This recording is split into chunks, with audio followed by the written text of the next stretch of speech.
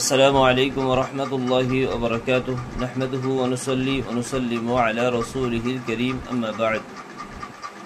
দূরে কাছে যে যেখান থেকে আমাদের ভিডিও দেখবেন সকলের কাছে একটা বিশেষ অনুরোধ, এই ভিডিওটা দ্রুত সবার মাঝে, পরিচিত মানুষদের মাঝে শেয়ার করবেন, যাতে করে তারা আমাদের এই খবরটা দ্রুত পেয়ে যান। আল্লাহ রাব্বুল আলামিন সকলকে সুস্থতার সাথে নেক হায়াত দান করুন।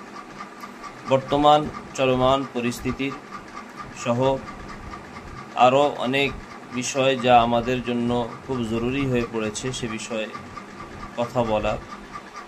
যদি আমরা মুখ বন্ধ রাখি তাহলে আগামী দিন আরও খারাপই আসবে। সেই দিকে লক্ষ্য রেখে আমরা একটা প্রোগ্রাম করতে চলেছি আগামীকাল শুক্রবার বেলা 2:30টায়, 6/9/2024 শুক্রবার বেলা বৈকাল 2:30টায় সর্বস্তরের মানুষদেরকে এই সমাবেশে আসার জন্য বিশেষভাবে অনুরোধ করা হচ্ছে। একটু মনে রাখবেন, আলোচ্য সূচি: মুসলিম পার্সোনাল ল বোর্ড সংরক্ষণ প্রসঙ্গ, ওয়াকফ বোর্ড ও সম্পত্তির সংরক্ষণ প্রসঙ্গ, ভারতীয় নাগরিকের অধিকার ও কর্তব্য প্রসঙ্গ, চলমান করুণ সংকটময় পরিস্থিতি প্রসঙ্গ, এছাড়া আরও অন্য বিষয়গুলো আলোচনা হবে ইনশাল্লাহ।